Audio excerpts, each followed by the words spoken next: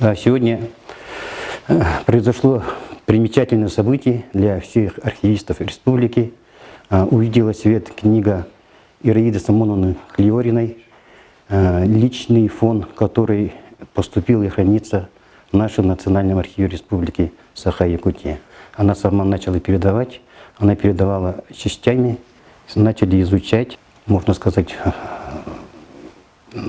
шок, да, для некоторых наших сотрудников, особенно молодых, потому что она человек очень трудной судьбы. Она работала, начинала даже работать в органах НКВД, потом сразу была репрессирована. Она была выпущена из лагерей, а потом опять же повторно ее направили на ссылку. И после этого она не пала духом. Да, человек очень такой стального характера, несгибаемой воли. Когда Национальный архив, который подготовил к изданию такую книгу, обратился в исторический парк, конечно, посчитали своим долгом в какой-то мере вот эту книгу постараться издать. Очень радостно, что получается, что ко Дню Республики в этом году, буквально на днях, она поступила в Якутск, и мы сегодня этим радостным событием готовы поделиться. Любой такой документ, это автобиографический документ, по сути, Ираиды Самсоновны Клеориной, которая, в общем, прошла очень непростую жизнь, и, будучи уроженкой Якутии, пробыв всего здесь 3 года, в семье, родившаяся в семье политического ссыльного, получилось так, что впоследствии посвятила очень многие годы своей жизни изучению жизни, деятельности наших, можно сказать, национальных лидеров республики, которые стояли у истоков республики. Это наша интеллигенция, которая, собственно, как многие знают, претерпели очень тяжелые лишения за свои убеждения. И сама Ираида Самсоновна была подвергнута репрессиям 2 раза и провела в лагерях около 15 лет.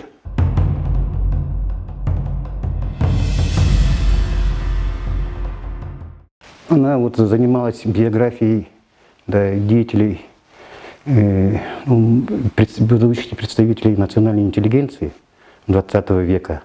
Начиная, допустим, даже первого революционера якутского, Неустроя Урсика, Василий Васильевич Никифоров, видный общественный деятель, занималась даже биографией выдающихся сыновей якутского народа, как Максим Кирович Амосов, Платон Алексеевич Юнский, Степан Ржаков и так далее. И, конечно, она имеет непосредственное прямое отношение к изучению биографии людей, которые стояли у истоков нашей государственности. Не только советской, допустим, именно когда на самоуправлении, например, Никифоров Василий Васильевич, пробуждение национального самосознания.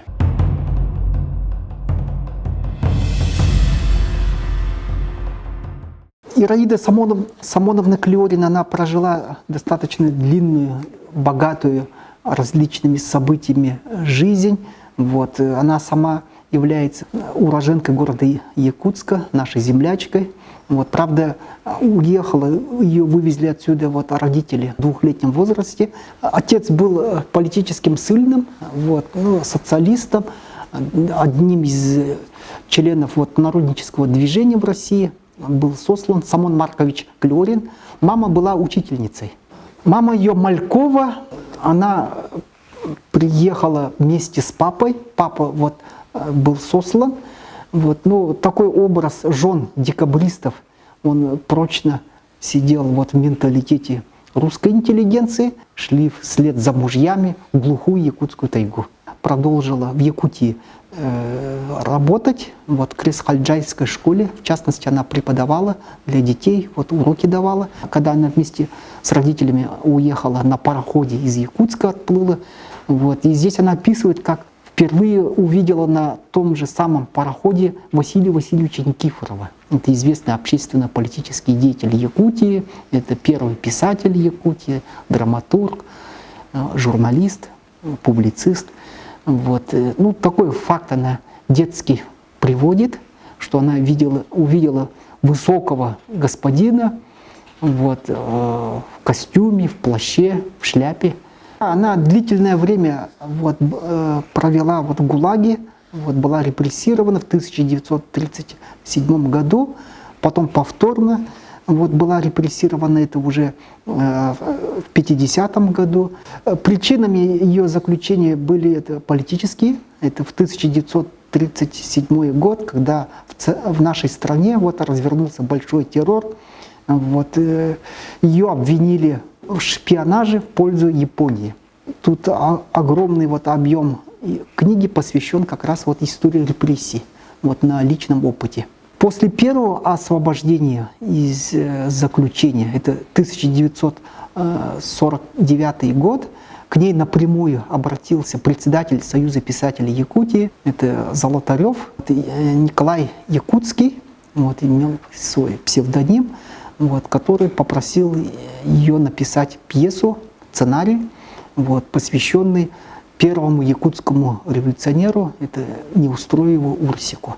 Вот, и она взялась за дело, вот она в кратчайшие сроки эту пьесу сумела закончить. Пьеса была одобрена в Якутске и поставлена в Якутском музыкальном драматическом театре на сцене. Она, можно сказать, человек многогранный. Она не только там писатель, журналист, сценарист, драматург, стихи писала, то есть поэзия тоже занимает ее творчество. Поэтому вот поражаешься, да, ее, как бы сказать, личный фон ее, да, у нас хранится, там хранятся все ее как творческие материалы, это сценарии, пьесы, рассказы, очерки, статьи, переписка, да, вот эпистолярный жанр тоже очень много времени. Она очень долго переписывалась с якутскими писателями, якутскими учеными, историками. Это тоже представляет очень такую большую ценность. И, конечно, здесь отражает ее многогранная личность. Я тут хочу добавить, что в своей московской однокомнатной квартире она всю жизнь, вот, когда занималась вот, вопросами реабилитации Василия Васильевича Никифорова, Кюльмнюра, она впервые этот вопрос выдвинула еще в 1965 году, неоднократно обращалась с заявлениями в прокуратуру, Верховный суд Советского Союза с тем, чтобы реабилитировать ее. Всяческий раз она получала отказ. Только в 1992 году вот, Василий Васильевич Никифоров был окончательно реабилитирован. Вот, и в ходе вот этой поисковой ее работы в архивах, в библиотеках Москвы, Ленинграда, вот, она собрала в своей квартире вот, богатейший архив. Вот, и на основе вот, ее архива, вот, последние годы ее жизни, вот, она ушла из жизни, это 2002 год, была написана вот эта книга «Опыт автобиографии» «Curriculum vitae».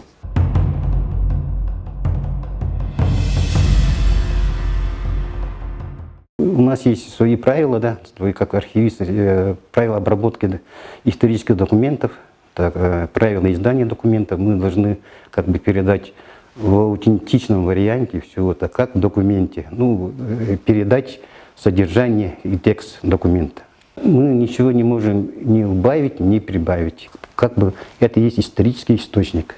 Это не первая ее книга, которая была издана на основе архивных материалов. Значит, была уже опубликована книга, ее книга «Он был» Исидора Никифоровича Барахова. Также была опубликована книга «Дело моряков» или «История без флера 2». Печальные события 1936-1938 годов, когда большая часть наших государственных деятелей, часть национальной интеллигенции Якутии была репрессирована. Она, как Ирида Самонова, как выступает как бы с точки зрения правозащитника. Ну, в ее трудовой биографии эта деятельность занимает большое место.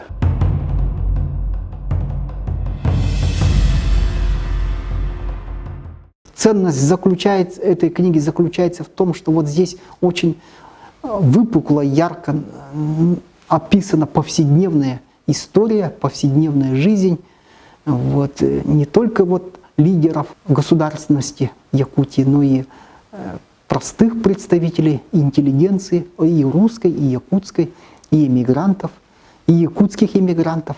Вот очень интересно она живо пишет, у нее, несомненно, вот дар писательницы имелся, и читается очень легко. Безусловно, эта книга является научным историческим источником для исследования истории нашей республики и истории нашей страны. Я считаю, что, безусловно, выход такой книги, он скажется на историческом образовании в республике, потому что мы общаемся активно с общественностью, педагогической общественностью, с историками, которые, в общем, активно используют все новые доступные материалы для того, чтобы их, так сказать, преподнести для наших школьников, для наших студентов. Поэтому эта книга – это подарок для нашего учительского сообщества, я считаю.